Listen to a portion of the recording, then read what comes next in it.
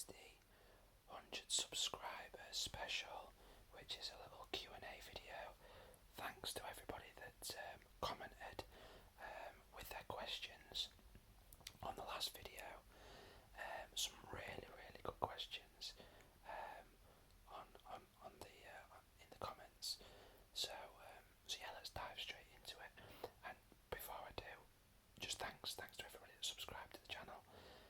I think on one of my first videos I mentioned I used to do other creative things, and I had to stop doing those for various reasons, and this has been a really cool little creative outlet for me that I've really enjoyed. So sounds a bit soppy, but yeah, genuinely it's kind of blown my mind that people engage with the channel a little bit and stuff, and comment on things, and that's good enough for me. That kind of keeps me buzzing from video to video.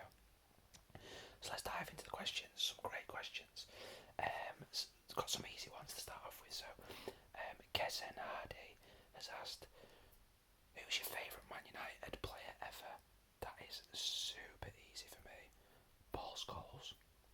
Paul Scholes all day. This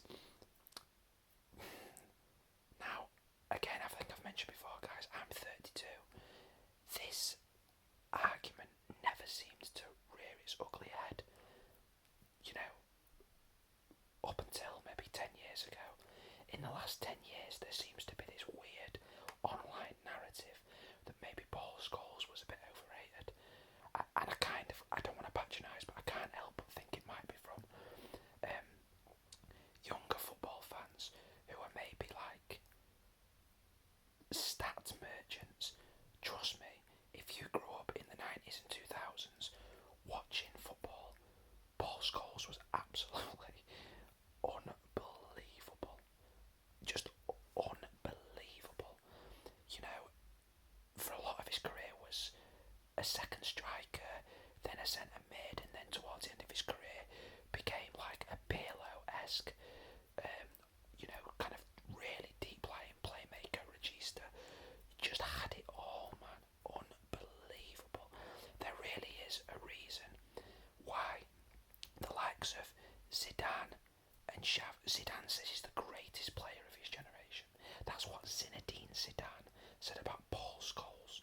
And his greatest regret in football was never getting to play with Paul Scholes. Xavi said that he's the best midfielder he's seen in the last 15-20 years. At the Ballon d'Or ceremony, he once tapped Alex Ferguson on the shoulder, Xavi did, and in broken English said, "Hi, how's Paul Scholes?" That they are obsessed. And this is the problem, because we've got this, I don't know, warped, macho-esque version of what a footballer should be. The gung-ho, all-action, Steven Gerrard, long-busting runs, all that sort of thing, physical, etc. The rest of Europe knows how good Paul Scholes is. The rest of Europe knows that. Unbelievable. If he was a Spain player, they would have built the entire team around him, and he would have got 200 caps. He wouldn't have retired from international football at 29. Let me tell you that for free. I'll get off my soapbox now, but yeah, Paul Scholes is not my favourite. He is the best Man United player of all time. Ross Kelly and Mohamed Allah just want to know when episode 3 of the Agent series will be out. Guys, I love role plays. I really do love role plays. They're kind of the first thing that I watched, really, getting into ASMR. I don't watch tapping videos and stuff. All that side of things does nothing for me. I like topical ASMR that I can kind of drift off to. So I like football stuff. I love role plays. Absolutely love it. So yeah, that'll be coming soon. I've got a few videos queued up in the Greatest 11s series that'll be coming in the next week or so. But I'll make that a priority. That'll be the next video that I film after this one. So I would say probably in the next couple of weeks you can expect to see that. What I'm very conscious of with the Agent series is I am looking to genuinely do this over our young hero's entire football career. So it's probably better to space them out a little bit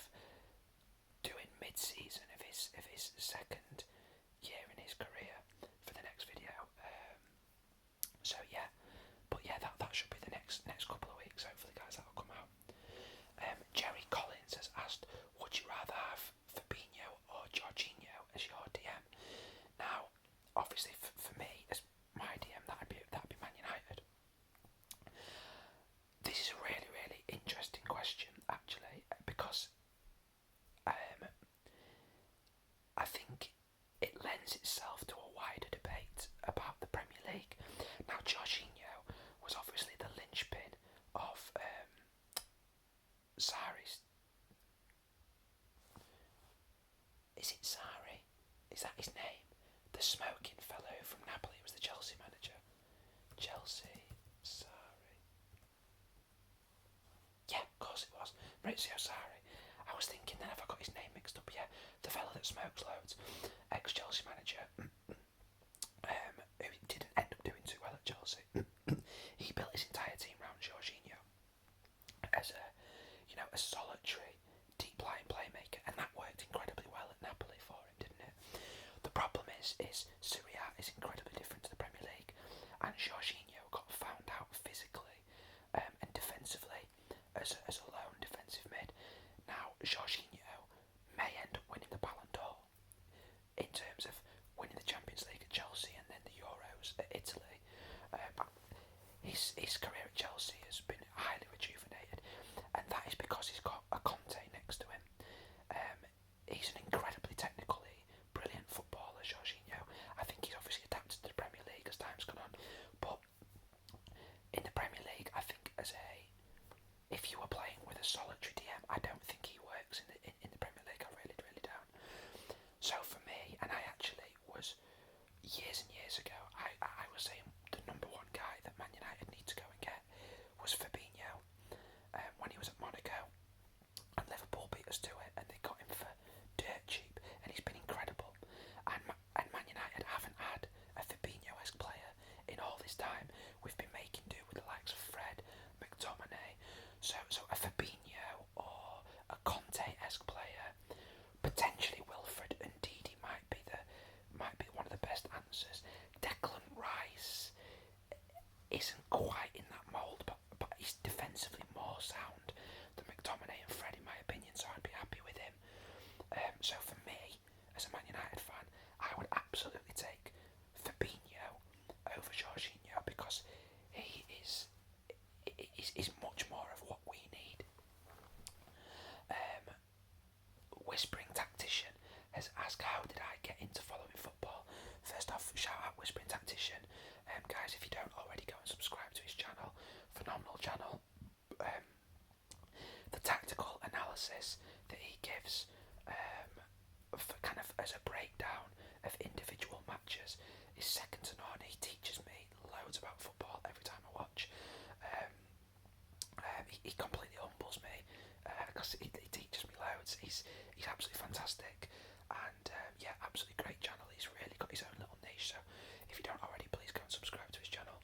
How did I get into following football then? So this is a little bit of an interesting one. So I actually grew up in a town called Pontefract, which is near Leeds.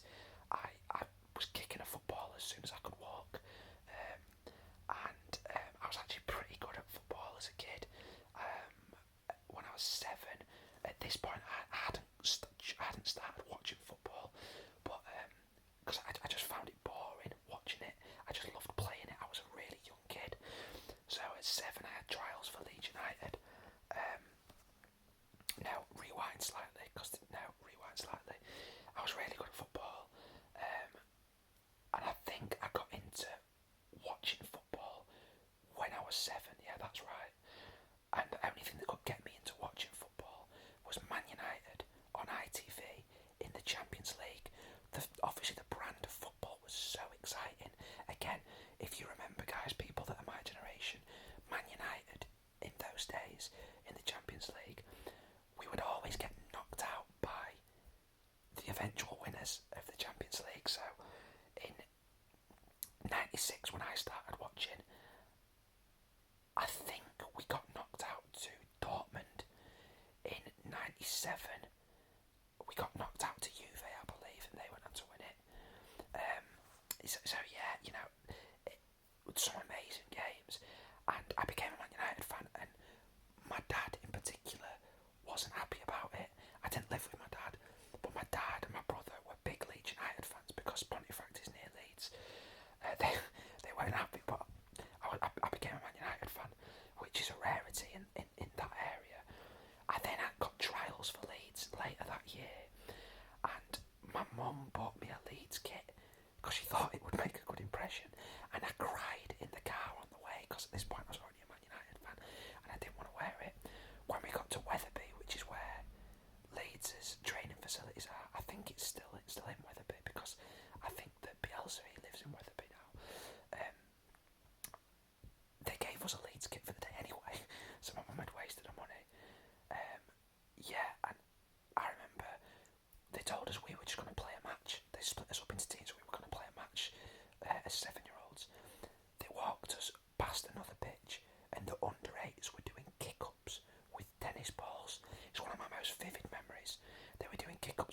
balls, and I'm a 7-year-old here, and like that was just mind blowing to me. Absolutely mind blowing that kids a year older than me were doing kick ups with tennis balls. I'd never even considered that, and it really scared me.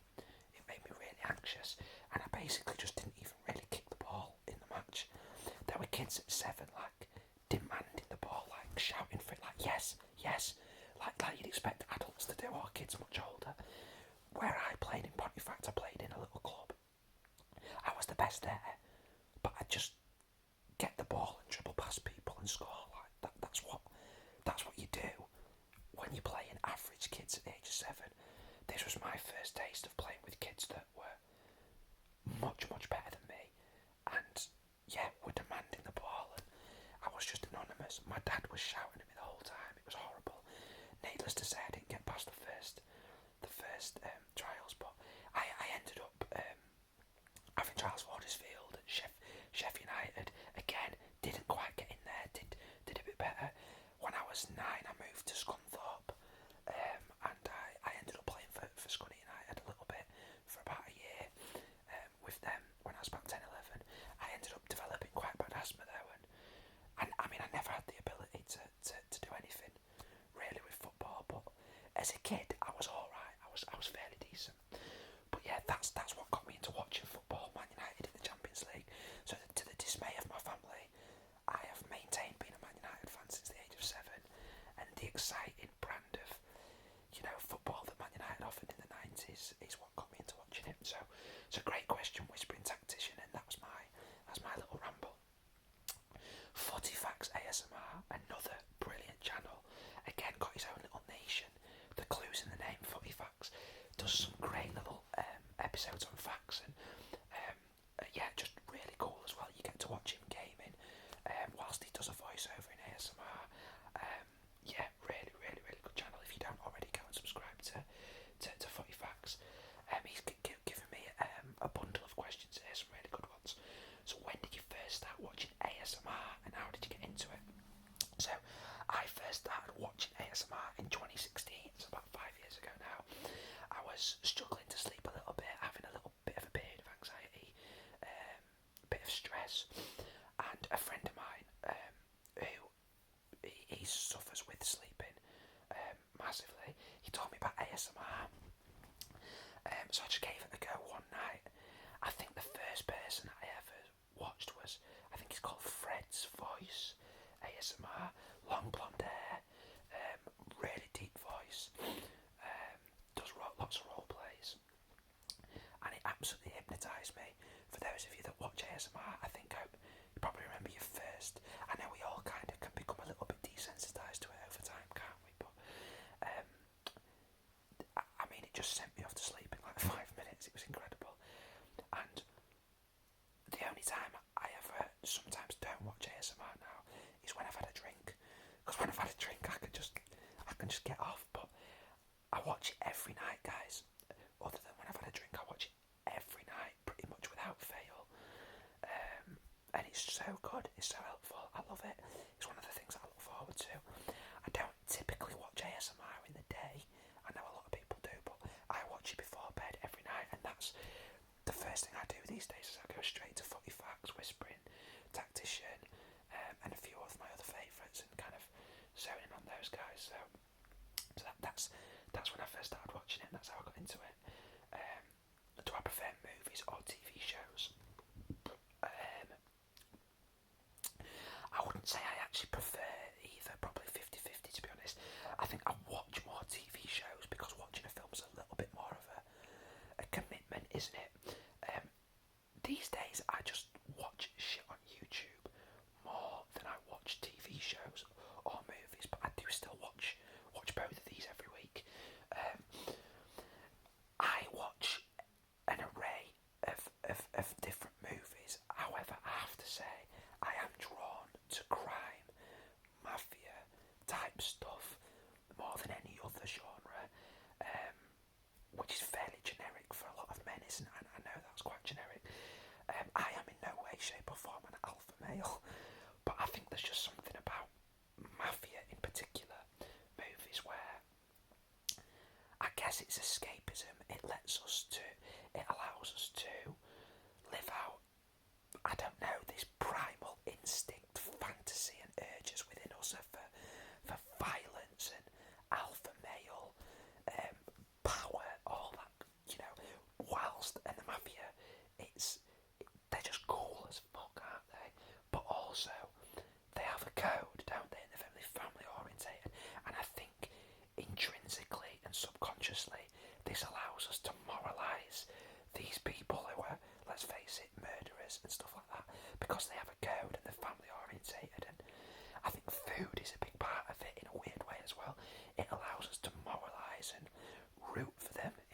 doesn't it? And um, yeah, so yeah, I like mafia films, but basically anything that's critically acclaimed, I am quite a.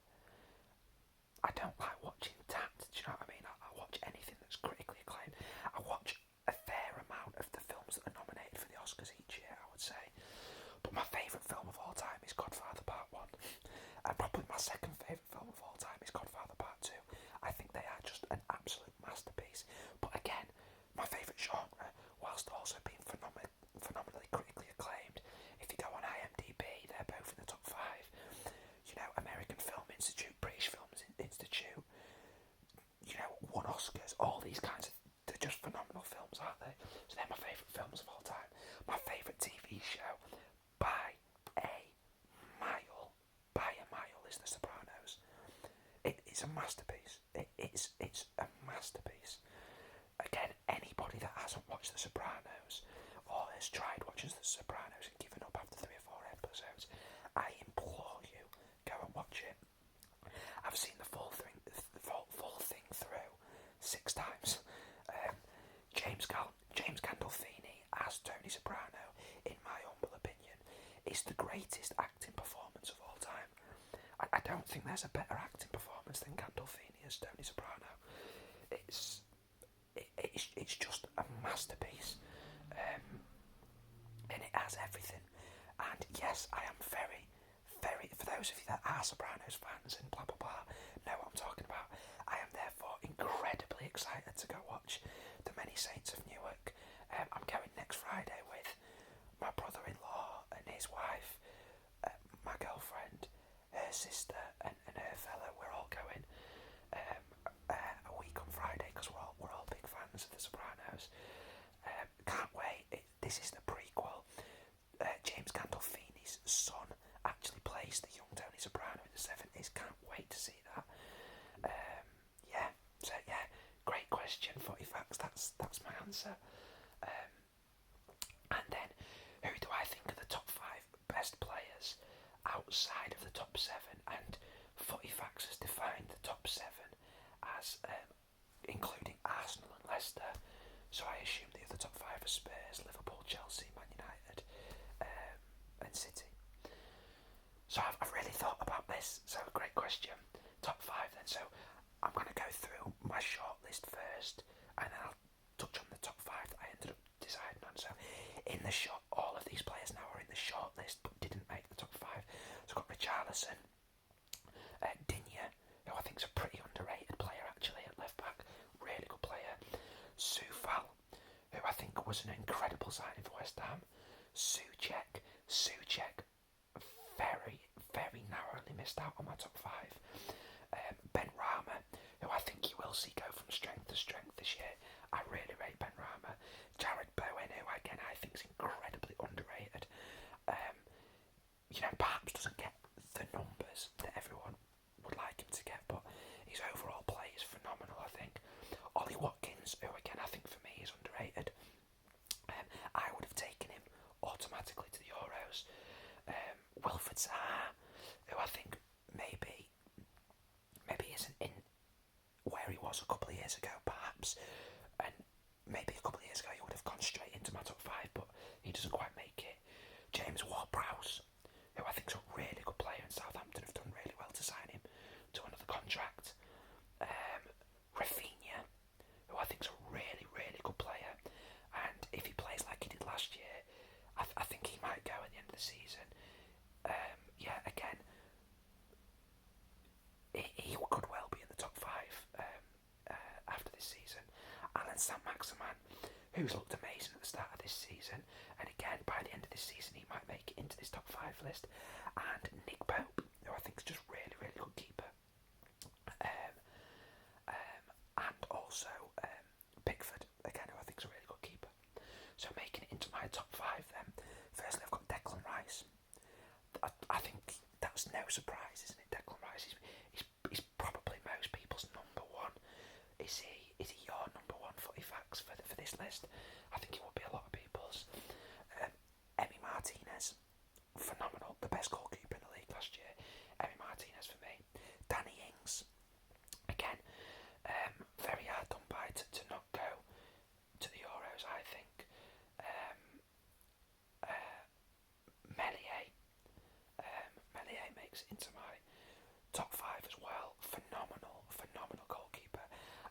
cannot see Leeds keeping on to him beyond this season. I genuinely can't.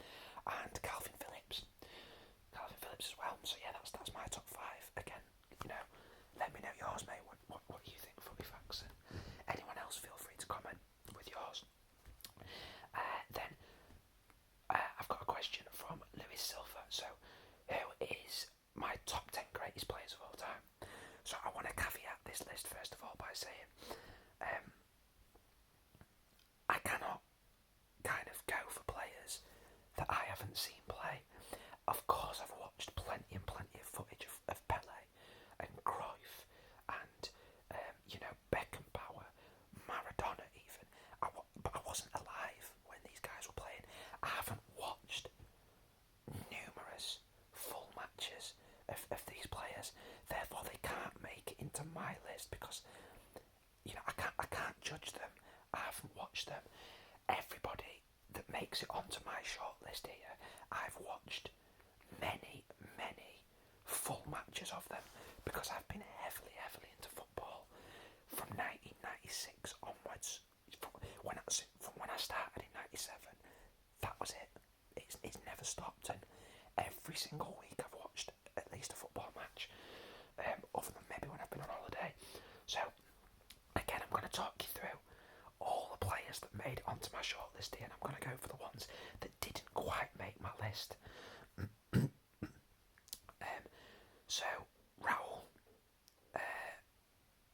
Fat Ronaldo, Lilian Thuram, Batistuta, Nesta, Buffon, Roberto Carlos, Zlatan, Van Nistelrooy, Steven Gerrard, Pirlo, Iniesta, Sergio Ramos, Iker Casillas, Kaka, Lewandowski, Suarez, Neuer, Modric, Conte, Drogba and Lampard. Those are the players that, and Rio Ferdinand, those are the players that didn't make my top 10. And you know what? It's really difficult, this list. If I'd thought about it again, maybe a couple of those would get into the top 10. But I've kind of had to go. Obviously, this list is my list as well. It's my list, so I've ended up putting in a couple of my favourite players in there. But I'll go with my list. So, first one that I think might surprise a few people would be Philip Lahm. I just think he's phenomenal. I think he's absolutely incredible. I think he is. I know he's rated. Obviously, I get it that people rate him. I know since Pep was at Bayern and the things that Pep said about him, people started to take notice more and rated him more highly. I first remember watching Philip Lahm heavily when he scored that absolute pinger in the opening game of the 2006 World Cup when Germany were the hosts, and he got in on his right and scored that top corner screamer. I think the guy's phenomenal. Left back, right back, centre mid. So yeah, one of my favourite players of all time, Philip Lahm. Again, going on now, another one of my favourite players of all time. So some people may disagree, but just a phenomenal player, Del Piero. In the 90s, he was my favourite, probably my favourite non-Man United player that wasn't in the Premier League. Del Piero, just phenomenal, absolutely phenomenal. Then, rest of my list, I've got Thierry Henry, in my opinion, the greatest Premier League striker of all time. Zinedine Zidane, it's probably not a surprise to many, him being in the list. Xavi, just absolutely phenomenal. Lionel Messi, Cristiano Ronaldo, my favourite Man United player of all time, Paul Scholes, Peter Schmeichel, in my opinion, and this was tough, but in my opinion, probably some Man United bias here, but again, my opinion, the best goalkeeper of all time that I've seen play. And then, in my opinion, the best defender I've seen play, Paolo Maldini. So that's my top 10 list. Really enjoyed making that. Again, guys, feel free to comment your top 10 list greatest players of all time. And thank you for commenting your top 10 list, Lewis Silver. questions from Daniel Bueno. Who do I think was the most unstoppable club team, as well as the most unstoppable national team in the last couple of decades? So if we're going from 2001 onwards, this was so easy to answer me. It was just so easy to answer me for me, this. And they're intrinsically linked, so you might be able to guess where I'm going to go with this. The best club team that I've seen in the most dominant, unstoppable, would be Pep Guardiola's Barcelona team. 2 Champions Leagues in that time, just phenomenal, absolutely phenomenal. I know Zidane won back-to-back Champions Leagues for 3 seasons, but they weren't winning league titles alongside it. Pep's team were winning like 6 trophies a season and stupid stuff like that. Obviously, I know coming up against him 2009, 2011 in the Champions League finals, and they just ran rings round us. Fergie famously described the midfield as a carousel, just constantly rotating, and you couldn't get near them. They were just stupidly good. That's the best club team I have ever seen, ever seen. So them, and then of course the most dominant national team in the last 20 years would have to be Spain. Euros 2008 winners, World Cup 2010 winners, 2012 Euros winners, back to back to back, and again, just phenomenal, built on the foundations of Real Madrid and Barcelona players.